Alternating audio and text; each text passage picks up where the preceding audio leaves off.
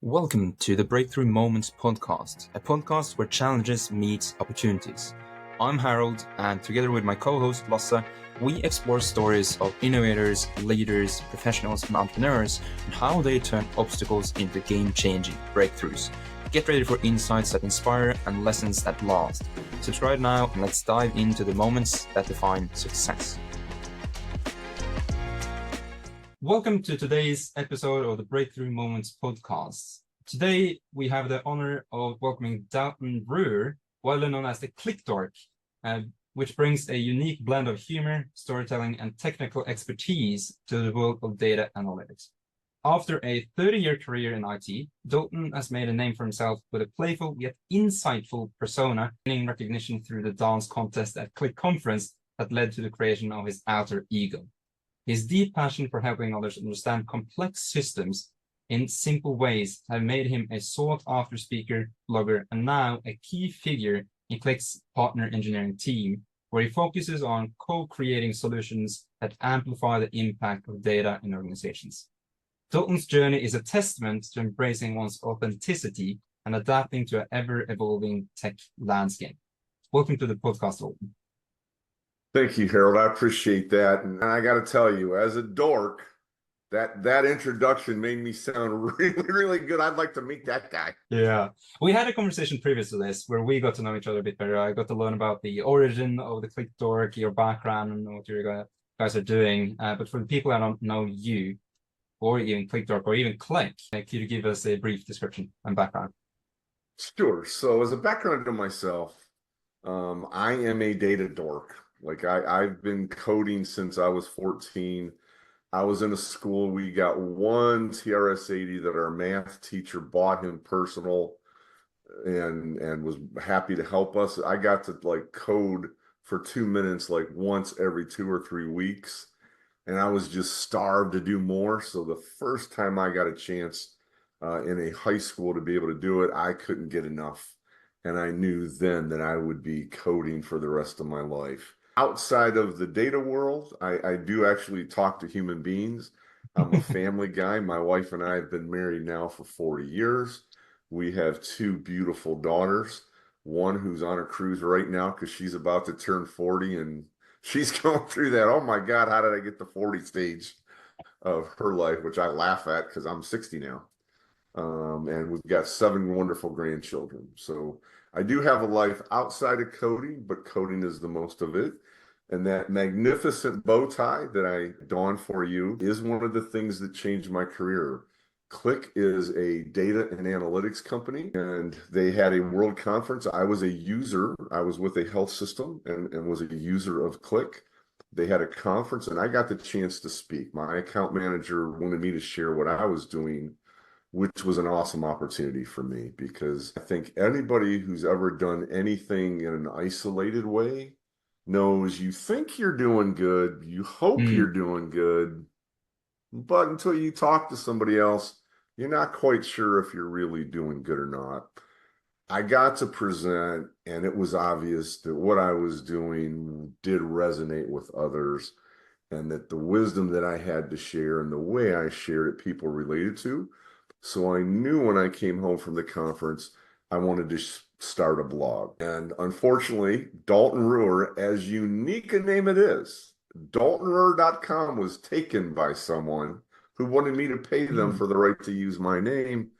And I said, no. Well, I told my friend, man, I wanted to create a blog because I want to start helping people. And he's like, you're not going to do it as Dalton Ruer anyway. We need to create a persona for you, a brand, which I had no idea what that was. And he happened to see some pictures of me with the bow tie. And I'm sure in your post-processing, you're going to share my logo, and you'll see that this isn't very far off from the caricature that was drawn. It was very true to life. And so the Qlik Dork was born. And the concept was to be able to help people with some of the very technical things that could seem overwhelming. And I like to make things easy for people. Yeah. And One of the things that I found interesting is it all originated from this conference and a contest. I, I didn't always just walk around with the bow tie in my pocket. I won the bow tie in a dance contest. I'm the kind of guy, there was 5,000 people at the conference. They had a contest, allowed 6, 7, 8 of us to come up on stage, and we each did a dance, and I loved to dance. So I went crazy, did a dance, won this lovely bow tie. What an honor. No trophies, no medals, just a bow tie. But that contest, that one dance that I took the risk in doing, risked embarrassing myself in front of others, really was a changing pinnacle moment of my career. Yeah. And one of the things that I found to be inspiring, because I have a lot of these calls, I talk with a lot of individuals, and everyone has their unique story. But one thing that stood out to me with you was the transition from hardcore coding to something different in terms of stories, storytelling, demos, presentation, how to make complex things simpler. What was the moment you mentioned? I think you mentioned it briefly in your intro as well. Like, Yep. what was the moment and what was the thought process from storytelling is as important as the technical skills and what made and that transition that you made there? Yeah, so interesting background there. Worked with someone that I was mentoring, had not really worked in data analytics, and dude was a storyteller. Like I'd ask him, "Hey, what's the weather outside today? You know, I'm thinking about going to lunch, not sure if I want to go out or stay in. Is it raining?" 20 minutes later, he'd get to the answer, right? It'd be like, just asked you if it's raining or not, but it was always about a story. After a couple of months of actually driving me nuts of, hey, I just want facts, right? Because I was in data and analytics and I'm presenting KPIs and dashboards and like people just want to know the numbers. And he helped me realize there's a lot more to that, which then helped me also in analytics. But when I went to interview with Qlik, I ended up making my demo more of a story about a customer using the software that I was demonstrating. And so the interviews went great. I got hired by Qlik. On my second day, I had to take a class called Demo to Win. So I show up in the class and we all did intros of each other. And these people came from selling widgets and these people came from selling candy and selling vacuum cleaners. And they were basically in sales most of their adult life in some form or fashion. And I thought, oh my gosh, I've been using Qlik for 5 years. Watch me. You're all going to clap at how much I know about Qlik. And every time I shared anything about the features of Qlik that I knew, everybody in the class was yelling, "So what?" Just over and over. So what? So what? Drove me nuts. I thought these people are so rude. They don't appreciate all this beauty. Over the course, the duration of this Demo to Win class in 2 days, I began realizing the so what was more, hey, that's a fantastic feature. Good for you. You've got a feature that turns something from blue to orange. What are we going to do with it? How does that help our business? How does it help our career? How does it help us save money? Does it help us save time? Am I going to save enough time that I can do this with less employees? Or can I move my employees into something else and help them do more then, right? Will it help them get more training? And so I learned I shouldn't have just stopped with storytelling to get the job. I should have continued with storytelling. And so then that just continued. As I was writing blogs, I began integrating stories, right? So instead of it just being a blog about here's the newest thing, I would make up characters, like literally Sally Sue somebody who, you know, her job is to this, and walk through, you know, her life using this now. And began realizing that that was really different than what most people did and that it was being received pretty well. Yeah. It's interesting because personally having been in marketing and sales for a decade, it's interesting how we often come to that realization at some point. It's inevitable to come to it. The question is how and when. Because ultimately, like when you and we see something, it's always the question, what's in it for me? But it's interesting how storytelling kind of from the guy that you work with, which was amazing at it, drove you nuts to like starting gradually to integrate it more and more and more and more, and how that's become like the entire shift.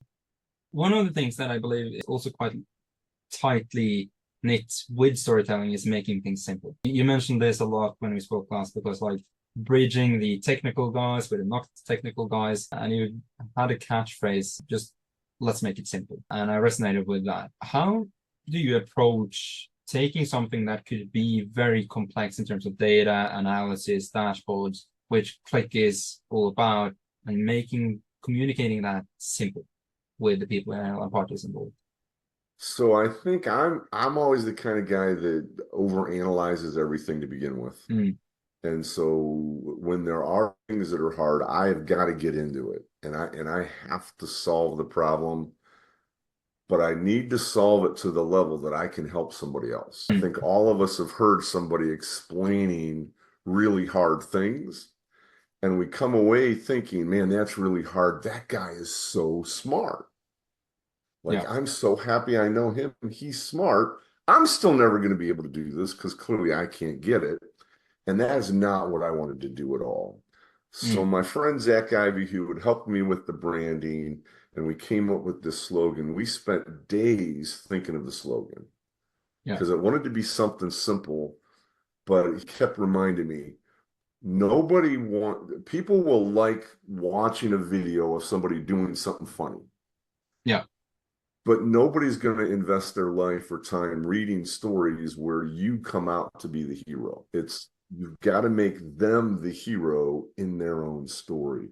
So it was, let's make it simple, meaning you and me. Hey, partner with me, because the important thing is that you get it, Harold, that you can do this, that your career can go forward by having gone through this material. So I try to go through it enough, and I can answer the questions for people that I would have. As a developer for 30 years, I know what I would be thinking when I see this, but how can I get started?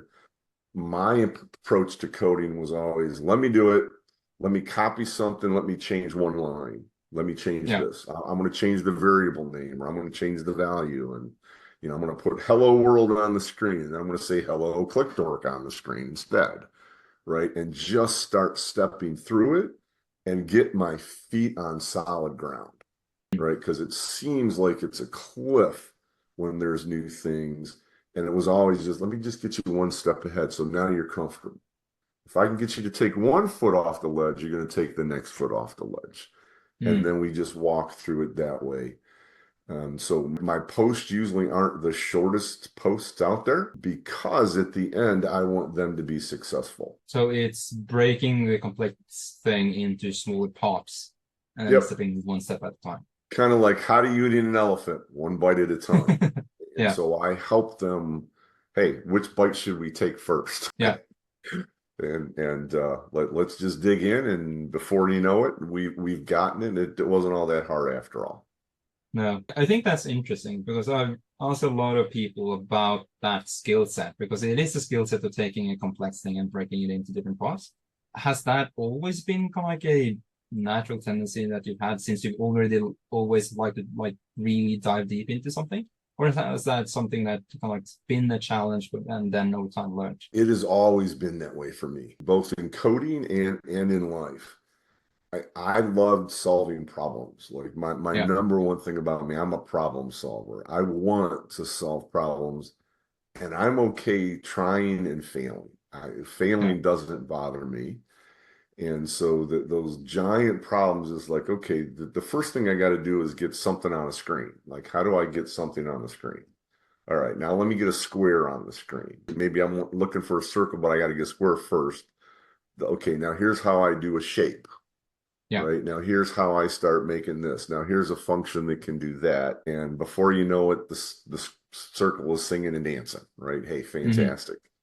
And that's my coding background. And it was the same thing with debugging. I was always more, hey, let's test one theory at a time, like eliminate one variable at a time. If we can eliminate that variable, that's one less variable. I'm fine. We still didn't solve the problem. It's still a bug, but that variable is not the one causing it. Let's do the next thing. Let's do the next thing. Let's do the next thing. So coders out there who are good coders, are very familiar with already. Break Yeah. it down, do one thing at a time, keep making steps going forward. And those who are good coders and still make mistakes every now and then are also become good debuggers, right? Yeah. I don't need to solve that problem right now. I need to solve an understanding of what the different variables are that went into why that thing's going wrong, because there could be 50 different places that went wrong. Yeah, so I think those are things I need to break it down. Outside of work, I've done instruction for girls softball for 30 years. Mm. And I try to apply those same principles for girls, right?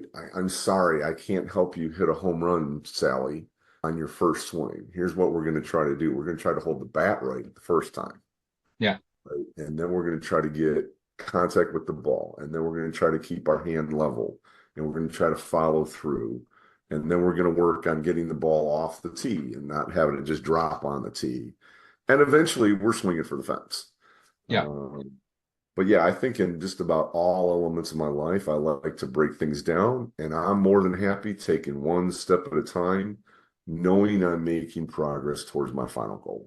Yeah, I really like that. It's not necessarily a skill everyone has, but just having that, because I work at this similarly, like Mhm. being able to kind of like take the big thing and seeing the pillars and the parts and the components and modules it all consists of, and just breaking it down. But having having been the tendency since you were young, has that resulted in any obstacles, like challenges, like and I wish I didn't think like that, or I wish I operated differently in terms of different things. Because one of the things are like people.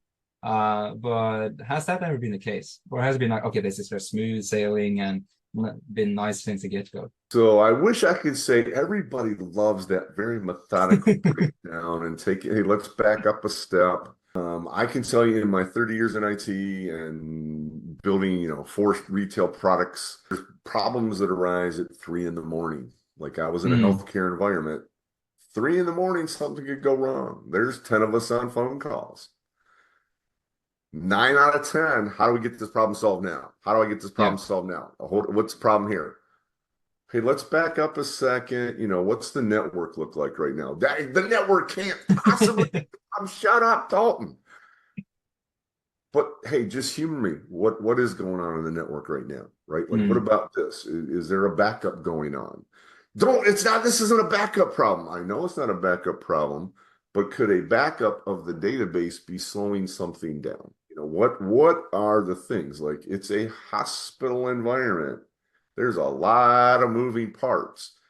Everybody, hey, I want the most obvious answer and I want it right now because I want to go back to bed. I get it. I want to go back to bed too. Trust me. mhm. But in order to solve this problem, if it was as easy as, oh, it's just obviously this, we'd have solved it and you wouldn't have got me on the phone. Yeah. So environments where there's high stress, there's an urgency, my debug style of, hey, let's be patient, let's Mhm. understand what we're doing, wasn't always appreciated. Somehow, something that I suggested always solved the problem. At the end, we never even thought of that. We should have. Like, Mm. I know you should have. Like, you should have listened to me 20 minutes ago. But yeah, those environments, not so much. Just about every other area of life, those things work out well. Yeah.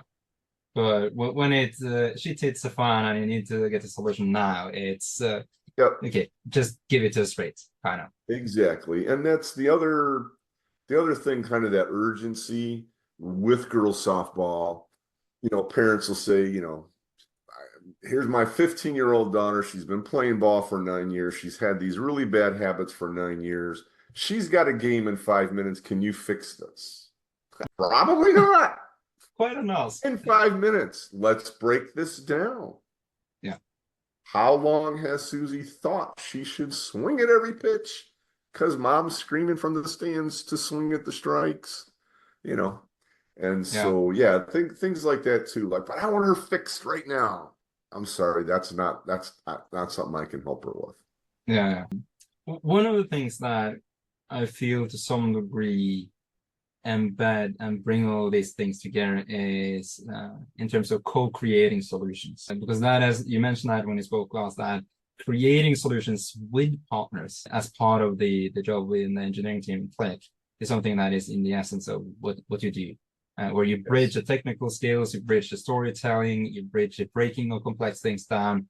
Like, how do you believe that your approach to problem solving has changed since you started working with partners as part of the partner engineering team at Qlik? Great question. And it probably doesn't seem like it should fit, but it does end up fitting.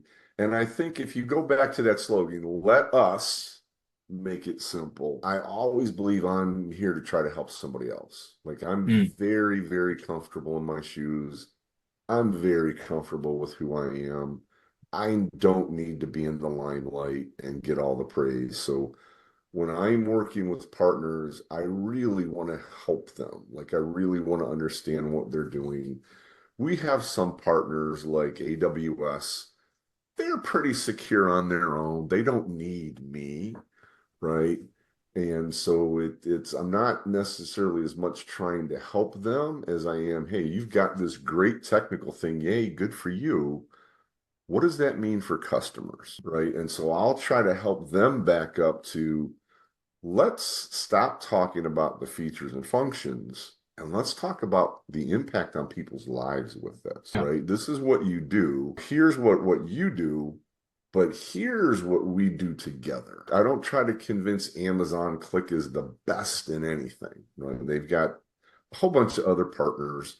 They're not buying my software. I don't need them to say, wow, you just sold it to me. Here's my credit card for an order, right? I need them to agree, hey, these are the things that we can talk about together that take us from 1 and 1 to 3 jointly, right? I want it to be a shared message. I want to help them. With some partners, they're still at that feature function stage. It's a new company. They're great developing. They're like me. They're developing for 20 hours a day, sleeping when they can. They just love it, creating something that's revolutionizing the world. And they're hung up on the features and functions they want to talk about. And so I can offer that, hey, let's back up a second. Those features and functions are great, but here's what it's going to do for people. And combined with Qlik, here's what we're doing for people, right? Yeah. Here's the real change that we're helping people with.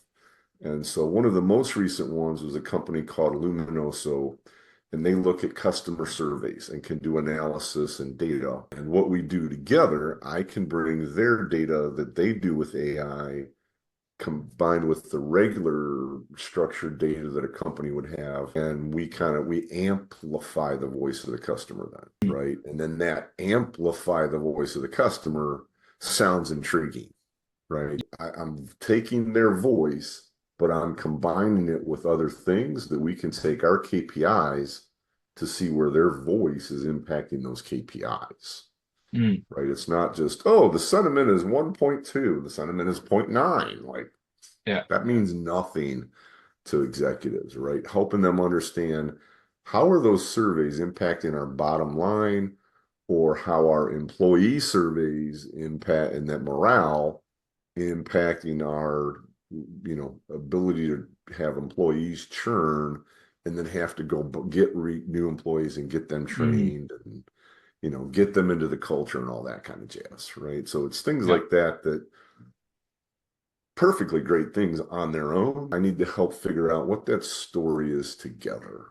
Yeah. So just to reiterate it so that for the people listening and watching, it makes sense. So what do you do as part of the role in partner engineering team in Qlik is that you look with other companies how to combine their service and what they do with Qlik service so that they can have something that empowers what they typically have. Not looking at features, but looking at the experience, looking at the results it would generate and what it would yield for the end users, or maybe internal in terms of if it's an internal use case. Like you mentioned, what does this data that we do in the company with Qlik communicate and give an additional value to the C-suite, to the managers, to the team, to analysis. Right. Exactly. Yeah. Exactly. And there's sometimes that they've got, like a new visualization or something, and I work with them and help them figure out how technically to integrate it. So there is a storytelling side of it, and then there's okay, now how do I literally make this work together? So there still is a technical side to it. It works out good for me because at my core, I am a developer. I like to write code. I like to see nothing and then see something and say, I built that.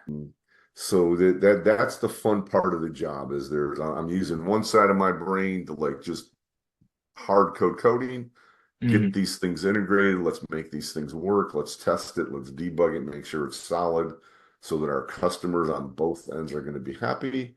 And then, hey, now how do I talk about this and get customers to actually use it then? Yeah, that makes sense. Was there a before and after of this type of focus on co-creating with clients and partners? Was there before this and then an after this, or has there been a kind of like this was the origin just from the get-go? I'm gonna say something honestly, and then you edit it out so that my boss don't see it. Yeah, honestly, when I got started, I looked at it as, man, if I could convince Amazon Qlik is the best thing ever, they'll love us and they'll never want to work with their other partners. So honestly, that was the approach I had because for many years of my life, that was my strategy, right? Like, I want you to be successful and I want you to do it using Qlik because that's who I was, and realized that was not going well. That really wasn't being successful.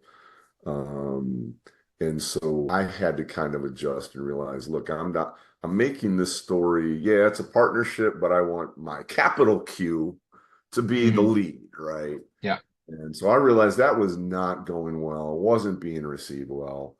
And I had to make the adjustment. And it wasn't long. I don't want to make it sound like it took me 5 years to learn that, man, I'm not being a very good partner by doing this. But that was because that's just what I had done for so long. Yeah. Right. And so I started realizing I'm going to treat them like customers, that we need this to be successful. Yeah. And if I can make them successful when they do their next project or they release their next big widget, they want to come to us and have us go to first to market with them. So that's kind of been our relationship with Snowflake. Is I've jumped over backwards every time they have new great features. Hey, let me help you show what that would look like in Qlik. Because it's like anything. If they just talked about this random feature to customers may or may not get it. If they could see it being used in example use cases, then they want to use it, right? So I want to be that partner engineer that they want to work with and know, hey, we've got this new thing. I just got charged by my company with showing this off to the world. Dalton is the partner guy I want to work with. Yeah, that makes sense. I think a lot of people makes that mistake in sales, either directly towards clients, but also partners, that, okay, our product, again, what you mentioned, when we're a part of that 2-day course, like, so what? It's what's in it for me. And I think that what you found is a very, very nice sweet spot in terms of continuous selling, but more creating together. I like to view it as we're both on the same team. We're working at the same whiteboard. We're doing this brainstorm together to create the best possible scenario for both parties, or especially you, the client, the partner. And I think that's a nice representation of how at least this could go, instead of being on opposite sides of the table, like me trying to convince you to come to my side, or you trying to convince me to get to your side. It's not a battle, it's a cooperation. And I think that's that is, at least for me as well, that was my to that specific thing. Moving on to a topic which we discussed a lot about is AI and generative AI. In terms of you mentioned, like, oh my god, and you felt a bit, let's say, overwhelmed, if that's the right word, when it was launched a couple of years back. Like, whoa, what is this thing? How is it going to impact me and my career and what I do? Could you kind of like take us through that process when ChatGPT launched in November 2022? What thought process, what concerns, and how did you get through that? Because I remember you spoke quite, and it looked like that you relived those moments when you spoke last. Yeah, it was all wonderful. I was like, yay! You know, when I got started in coding back in the 80s or early 80s, everything was sequential code. So if you don't know code, it was you'd write code and it was everything had to flow line by line by line by line, and you could put if statements, and if this happens, then jump to this line. But you clearly had complete control of the outcome. Absolutely had complete control of the outcome. Along in the 90s came event-driven programming with Windows. And so I was very fortunate in the role I was with. We got to play with the beta versions of Windows 1. And that was a changer. Like, but what do you mean the user can do something that I didn't know was going to happen? Like, stop. That's crazy. Right. So they can click a mouse and I gotta jump somewhere and do what they want. But what if they didn't do the right thing first? Right. And so that was huge. That event-driven program was huge. And it's what we're all familiar with now. You don't even go online without the ability to click anywhere you want. You know you're in control. And so as AI really started beginning to get popular, it's like, yay, I can get predictions. Okay, now prove them to me. Right? Prove it to me. No, you can't prove it. The machine learned. What did the machine learn? Show me what it learned. Oh, I can't show you that. You just have to trust it. No, I don't. I really don't. Like that, I don't. Yeah. Just AI in general with just predictions for forecasts or is this employee going to churn, or is this customer going to churn? It's hard for me. I want to see how can I prove that is right? And you just have to start learning. You can't, right? You get a prediction number and you keep working through those things over time. It is a process. You take the answers and then you find out if these things are true, and you keep giving it different test beds, find out if the answers are true, right? And then you just have to change your entire worldview and say, if we're right 89% of the time, then this model is going to save us millions of dollars. But what about those other 11% of the time? Don't worry about them. If we're just close, it's good enough. But I'm not going to be good enough. I want perfect. So those were really tough things mentally for me to go through. When generative AI came out, of course, the hype was off the charts, right? Like nothing I'd ever seen. I mean, you're old enough that you've gone through hype cycles of this is going to change the world. It doesn't change the world. This is going to change the world. It doesn't really change the world. Gen AI, different than everything else. The whole world's going to change. It's going to replace every human being. It's just going to be bots and, automation. I'm like, nah, I don't think that's going to be the case. And so I was asked in my role to get more familiar with it. Well, I am very, very near retirement age. And I was like, man, this is a very technical thing. Understanding deep learning and understanding large language models and training and fine-tuning and RAG training and doing all this.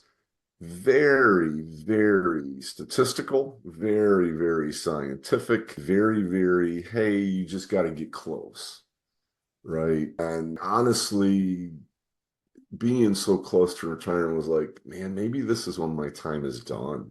Like I don't, now it's just, we've gone from I can code everything line by line by line to it's going to give me an answer, and that answer could be a hallucination. And I should love the hallucination. No, I don't love hallucinations. I want the right answer. And so over the course of time, though, I began realizing I'm not necessarily the smartest person in the chat session. I'm asking questions because I think I know the answer I want it to give me. Yeah. And it gives me an answer sometimes some of are just ridiculous hallucinations. Sometimes it gives me an answer like, okay, there's 3 ways this could have been looked at. You only saw 2 of them. And I realized, like, oh my God, what I thought was a horrible answer really makes me now go do more work and research something else. Yeah. And I loved that. Once I realized that, I started loving it. Right. But because I'm that, hey, let's go backwards, let's go backwards, let's go backwards. What's real? I started learning that I needed to add the context that was in my head when I asked a question. We all talk to other people. We think things in our head, and then we ask a question to someone, and you're like, what are you talking about, Harold?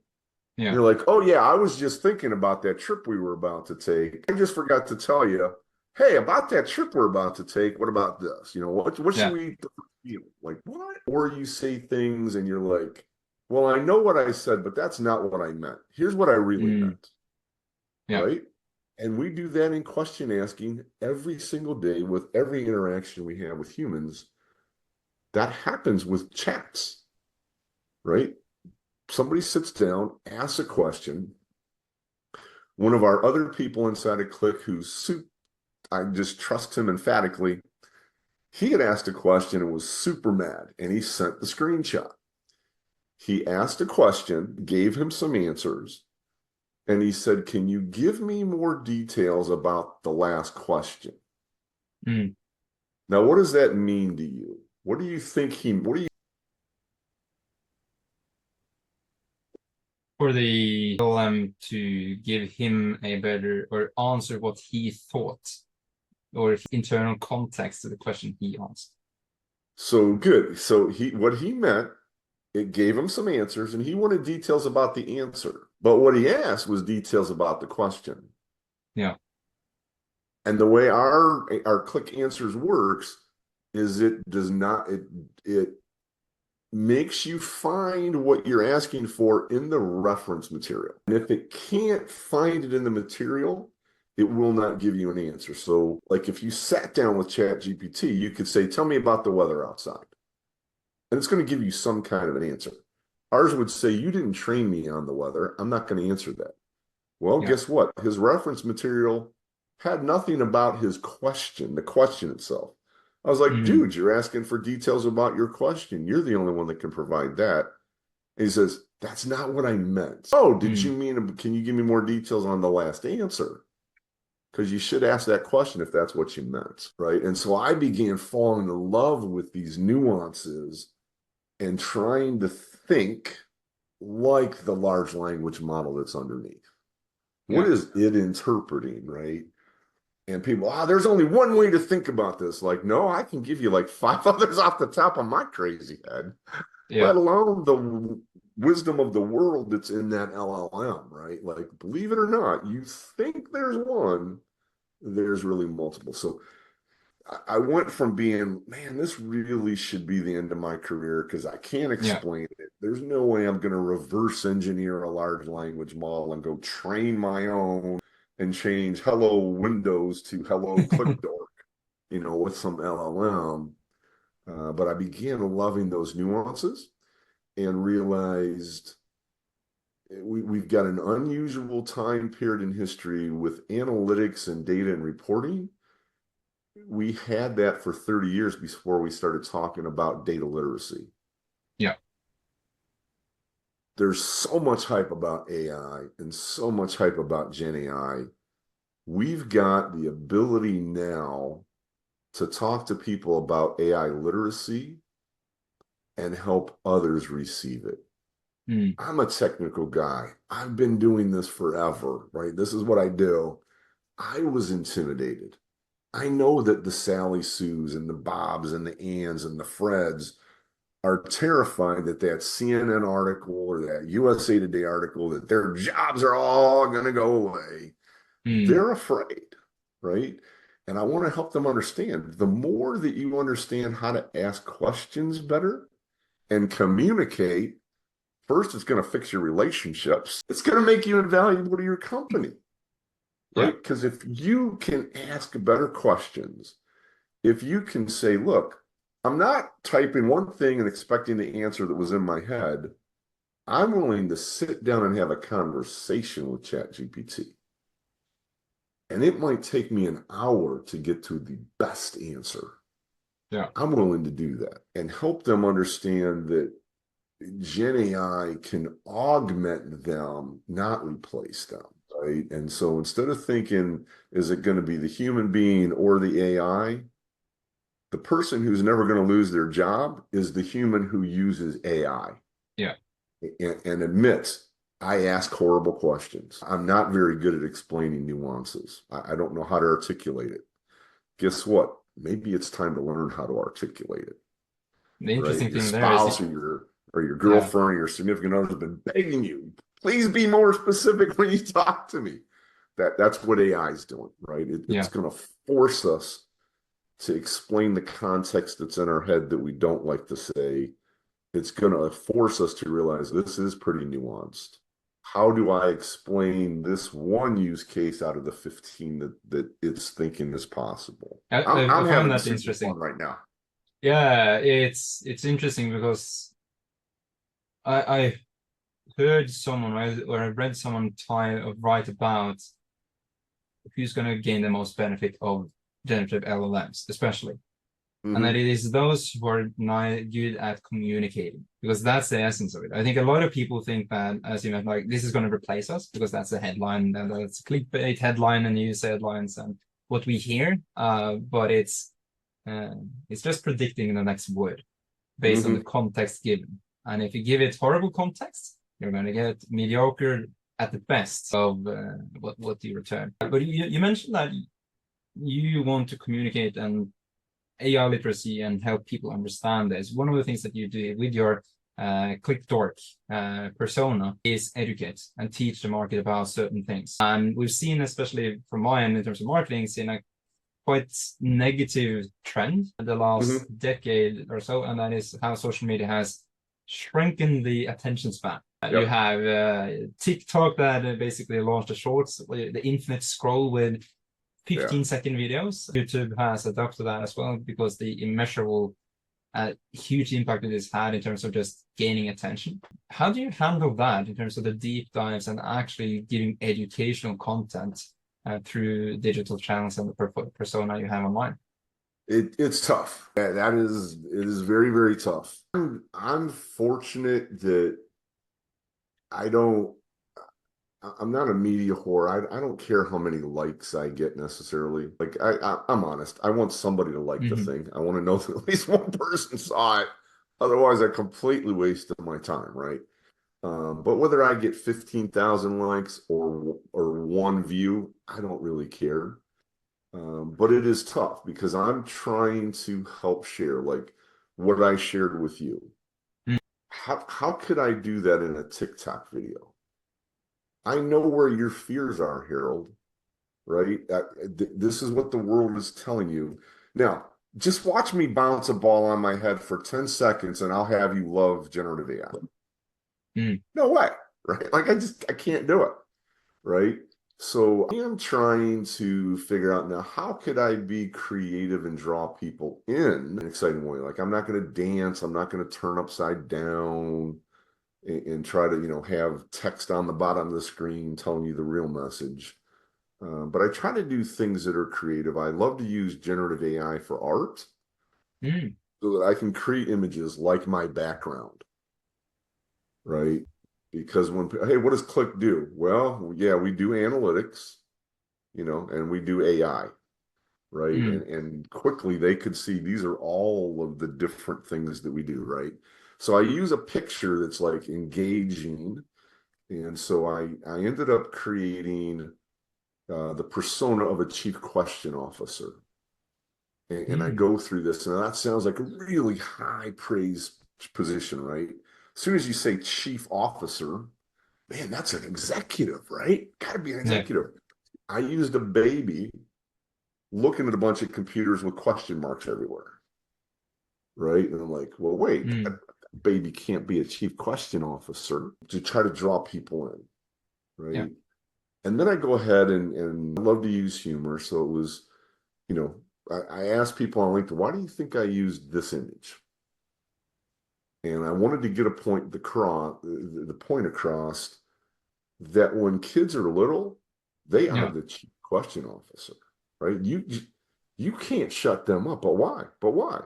But how about Yeah. this? Well, what about when this? Well, what about and you just because just shut up, stop asking questions. And we beat the chief question officer out of every human being that comes on the face of the earth. Right. And what we should be doing is encouraging them. Mm. So at night, when you sit down to your table, if you have children, don't ask the ridiculous, what did you learn today in school? Hey, what question did you ask your teachers today, Harold? What Mm. was the best question you asked today in science? Right. And let's encourage people to ask better questions. Yeah. Right. I Because we like that. will learn. The better the questions we're asking, the more we're going to learn. Now, Mm. I wish I could somehow bottle that thought process into a 30-second TikTok where I'm jumping up and down and changing clothes. Haven't figured that out. But I am trying to figure out how can I balance something as an image that's going to draw them in and listen. And I've shortened my videos to 5, 6, 7 minutes from 15, and then I just make more. So the Mm. nice thing about YouTube is I can link this video at the end of the next one. Yeah. And if I can get them to watch for 6 minutes, they're going to keep going and it's going to automatically jump into the next 6 minutes. Yeah.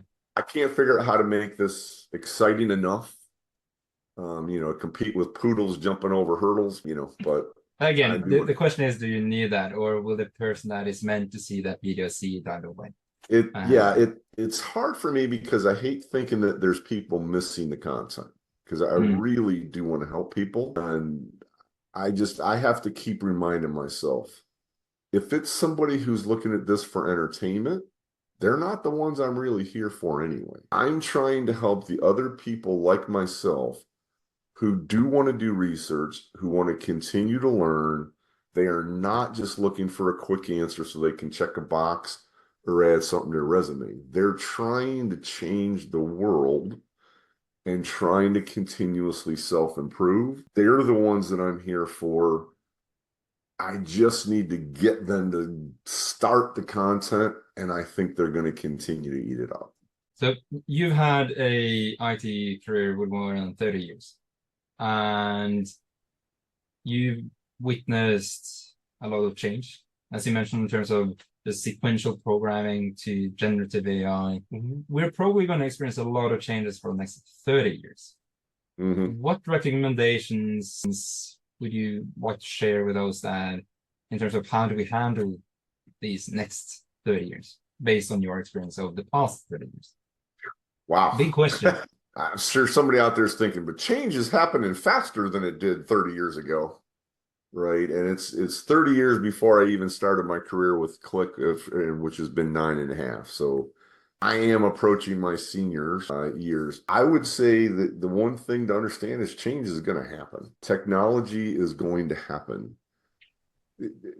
The biggest thing to do is figure out who you really are and what are your core things. Like my position has changed over and over and over. And the thing is, I'm still a developer. I'm in the partner engineering role. I'm still a developer. And I have to figure out what was it about development I loved, and whether it's physically coding or solving a problem, I gotta associate those things, right? So number one is understand who you are at your core and what you love, and do those things even though what it's called might be something different. Like I'm not called a senior developer. I'm a senior solution architect, right? Doesn't sound like a coding position, but I make it a coding position through coding while also doing other things. I talk to customers and try to understand what their problems are so that I can problem solve in any role. So coding's going to change. If you love coding and you get paid by the line of code, yes, that's going to change, man. Generative AI is going to start replacing some of that simple code. But what we both know as coders, it's not going to be perfect. You're going to have more need for a debugging skill now than ever before. You're going to have to be a coder who can debug. And so if debugging was always your jam, your skills aren't going away. They're going to be more needed now than ever before. Things like technical writers. These, we don't need technical writers anymore. That's old. We got online. Okay, guess what? They were the people who asked great questions. They were the people who were not vague in their writing. Yeah. That is what we need for question asking now. Right? They're the ones, that career, what they did as a skill is coming back into play as the people curating knowledge bases for generative AI. Yeah. Because they're the ones that say, no, no, no, what you've written here, Mr. Developer, for me is vague. Let's change that. What do you really mean? And they're going to curate those knowledge bases as opposed to just slapping everything into a knowledge base. Yeah. Because the company that thinks, oh, look, hey, it's so simple, just slap it all in. Okay, that's the same thing that we did with horrible data. Just slap all our horrible data into a data lake and we can do data science from it. Sure, you can. You're going to get bad answers and horrible predictions and lose money, but go for it. Right? Yeah. So many of the very simple things that we've always done, more in need now than ever. Yeah. Right? And it's going to continue to be that way. Yeah, I like that. It's always going to be change, and it's important to embrace it and learn from it. Yeah. I have one final question to wrap up the podcast. And Okay. I'm sweating over here. I'm giving you a couple of hard questions.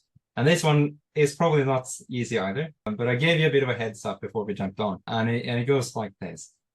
If you could get an answer to one question related to what you do, what would it be and what would you want to know?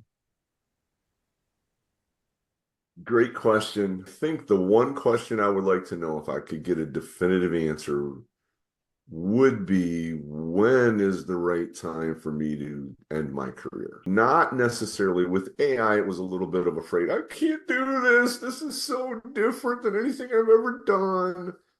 Now it's really going to be, when can I end? Be happy that I made the world of computers, or I made IT better than where it was when I started my career a long time ago, right? Because when I quit, I mean, I have other things I'd love to do and enjoy in life, but I need to know, man, I didn't miss an opportunity. Like, if I quit and then the very next year there was something even more exciting than generative AI, I would just fall in love with. I'd be like, man, I should have stayed and kept doing it. So yeah, that's probably the biggest question that goes through my head like every day of my life right now. When will I know that now's the time to go? Yeah. It's a good question. Doesn't help all you youngsters out there watching this. At some point, maybe we're thinking about it. For me, 30 years in the future, like that same question, like when is it time to settle down? Say that, okay, I've done my part. Now I can do and pursue the other hobbies or passions that I have outside of work. But it's been a really good podcast so far. It's been inspiring to hear the story and the importance and the nuances and the things you learn. If someone wants to find you, reach out, learn more about you, Dalton, where can I find you? Number one, you can go to qlikdork.com and you'll find my post there. You can find me on LinkedIn. I'm the only Dalton Ruer in the world, so it's not hard to find me on LinkedIn at all. If you're looking at YouTube videos, it is Qlik Dork as well, and find the guy with the bow tie, it'll be me. Yeah, perfect. Yeah, we're going to make sure that both the links to YouTube, to LinkedIn, and website is down in the descriptions in YouTube. And do feel free to reach out to me. One of the things I've loved about social media, having contacts with people around the world. I know what things are like in my community, in my state, in my country. I love learning what development is like and what family life is like around the world. So do feel free to reach out to me. Happy to chat, message, those kind of things online, and just get to know people. Perfect. Dalton, it's been a pleasure to have you on the podcast. truly has.